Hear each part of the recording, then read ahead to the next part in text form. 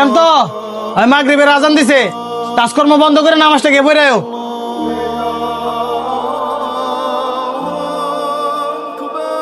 ভাই আমাদের 16টা set menu parcel দিন যাবো।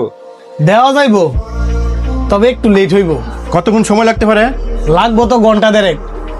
তুমি দাঁড়ানো কিল লেগা, তাড়াতাড়ি নামাজ যাও।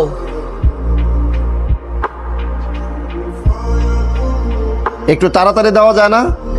তাড়াতাড়ি দেওয়ার তো সুযোগ নাই। আমি আপনাদেরকে সময়টা কমাই বলছি, কারণ আমার শেফ আপনাদের চোখের সামনেই নামাজে গেছে। ওই নামাজ থেকে আইসা পরে আপনাদের খাবারটা তৈরি করে দিতে হইব। ওরে ফোন দেন, বলেন আমাদের খাবারটা তৈরি করে দিয়ে পরে নামাজে যাইতো। আপনারা বোঝানোর মতো না, আমাদের অনেক তাড়াহুড়া। হইলেও স্যার, নামাজের থেকে তো জরুরি আর অর্ডারটা না। আর আমি আপনি হয়েছেন হিন্দু মানুষ, হ্যার চিন্তা করে লাভ আছে? হ্যার চিন্তা না করে আমার অর্ডারটা নিলেই তো আপনার দুইটা লাভ হইব।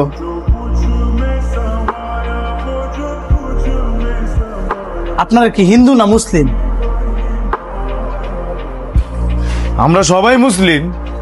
আপনারা মুসলমান হইয়া আপনাদের আরেকজন মুসলমান ভাই নামাজে গেছে, তারে কিভাবে বলতেছেন ফিরে আনতে? আরে আপনাদেরও তো উচিত সকল কাজ ফালায় এখন নামাজে যাওয়া।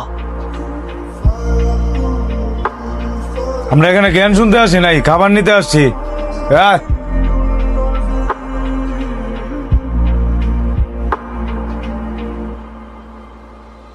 বস, অর্ডারটা কিনেছেন? না, ওনাদের নাকি অনেক তারা, এই কারণে চলে গেছে।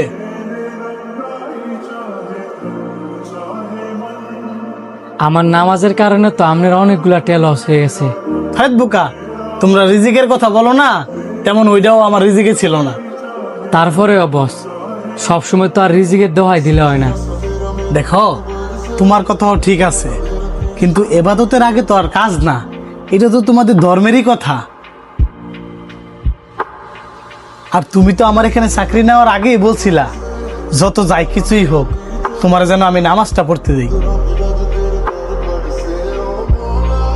এইগুলো নিয়ে টেনশন করো না, মন দিয়ে কাজ করো।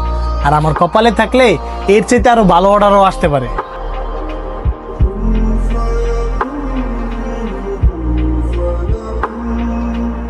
ভাই, আপনার লোক কি আসছে? আমাদের অর্ডারটা কি একটু নিতে পারবেন?